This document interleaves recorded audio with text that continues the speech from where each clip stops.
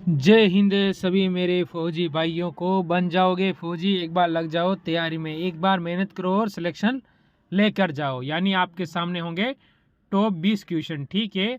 ये तय करेंगे आपका सिलेक्शन कि किस टाइप से प्रैक्टिस सेट में आप कितने क्वेश्चन सही कर सकते हो, ठीक है। तो पहला क्वेश्चन मैं आपके साथ स्टार्ट करूंगा। इससे पहले अगर अच्छा लगेगा तो वीडियो को लाइक करके ज़रूर जाना। मात्र मेरे को 8 मिनट दे देना, पूरा प्रैक्टिस सेट आपका क्लियर हो जाएगा। तो पहला क्वेश्चन स्टार्ट करते हैं। किस दिन को अंतर्राष्ट्रीय अहिंसा दिवस के रूप में मनाया जाता है? अंतर्राष्ट्रीय अहिंसा दिवस, तो आप कहोगे कि कब मनाया जाता है? 2 अक्टूबर को। किसकी याद में? महात्मा गांधी का इस दिन जन्म है, ठीक है। इसीलिए इस दिन अंतर्राष्ट्रीय अहिंसा दिवस मनाया जाता है, ठीक है। फिर चलो अगले क्वेश्चन की ओर चलो। ये आया आपके सामने अगला क्वेश्चन। निम्नलिखित में से कौन सा निर्गम उपकरण नहीं है? ठीक है, ये आपको बताना है। तो यहाँ से अपना उत्तर सोचो। मैं उत्तर सोचने का समय भी दूंगा आपको। क्लास सुबह 9 बजे फिक्स आ जाती है, लेना नहीं भूलना है। 9 बजे आना और 9:08 पर चले जाना है।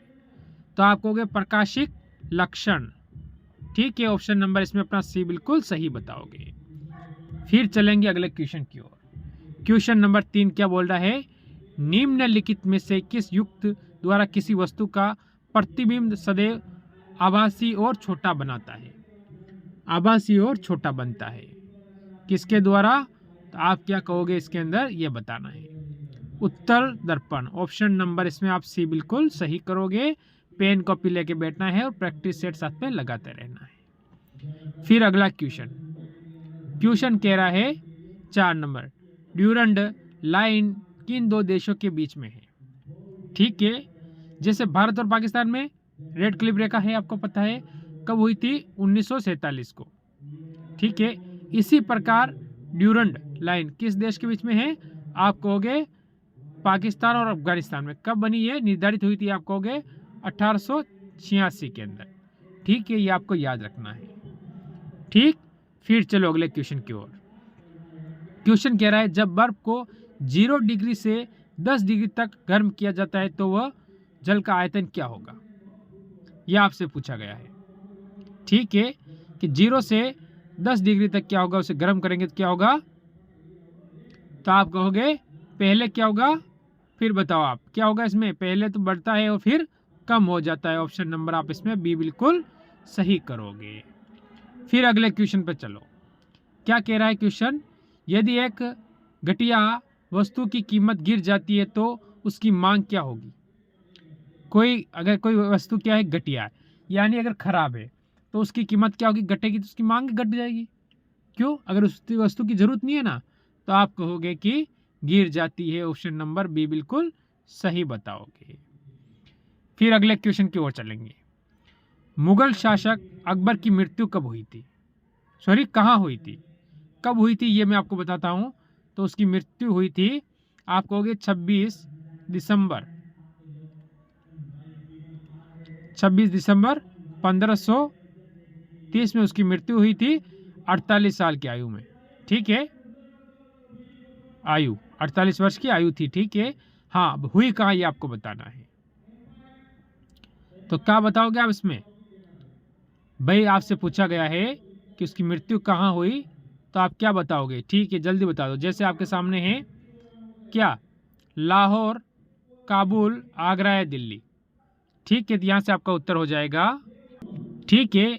1 मिनट आप यहाँ पर सही कर लेना। यहाँ पर इसकी तारीख मैंने, देखो आप कहोगे 27 सितंबर होगा, ठीक है।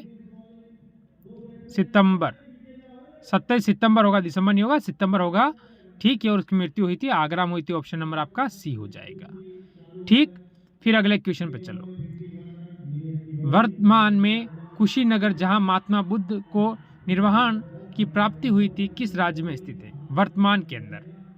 मध्य प्रदेश, छत्तीसगढ़, उत्तरांचल या फिर उत्तर प्रदेश? तो आप कहोगे इसमें option number D, Uttar Pradesh आपका बिल्कुल सही और सटीक उत्तर होगा। फिर अगला क्वेश्चन देखो। निम्नलिखित में से कौन सा आग्नेय चट्टान का उदाहरण नहीं है? उदाहरण नहीं है, ठीक है।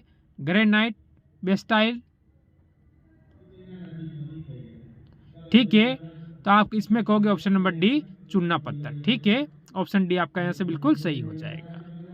फिर अगला क्वेश्चन देखो, क्या कह रहा है, भाषाई आधार पर गठित भारत का पहला राज्य, भाषा के आधार पर बना भारत का पहला राज्य।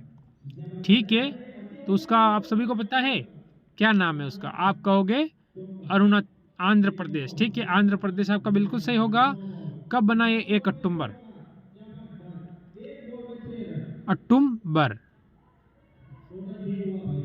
1953 में। ठीक है, ये आपको ध्यान रखना है। फिर अगला क्वेश्चन देखो, हॉकी की एक टीम में कितने खिलाड़ी होते हैं, हॉकी की एक टीम होती है, उसमें कितने खिलाड़ी होते हैं,